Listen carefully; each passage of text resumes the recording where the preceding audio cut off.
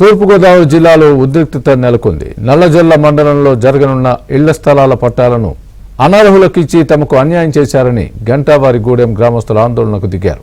గ్రామ సచివాలయం వద్ద పెద్ద సంఖ్యలో చేరుకున్న గ్రామస్తులు సిబ్బందిపై ఆగ్రహం వ్యక్తం చేశారు.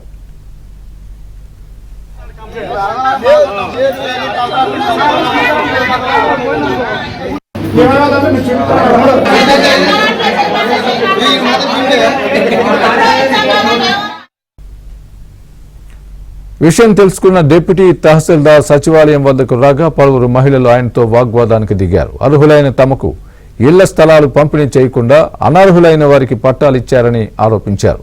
దీంతో డీటీ స్థానిక వీఆర్ఓతో కలిసి లబ్ధిదారుల వివరాలను పరిశీలించారు. అర్హులైన వారందరికీ న్యాయం చేస్తామని హామీ ఇవ్వడంతో గ్రామస్తులు వెనుదిరిగారు.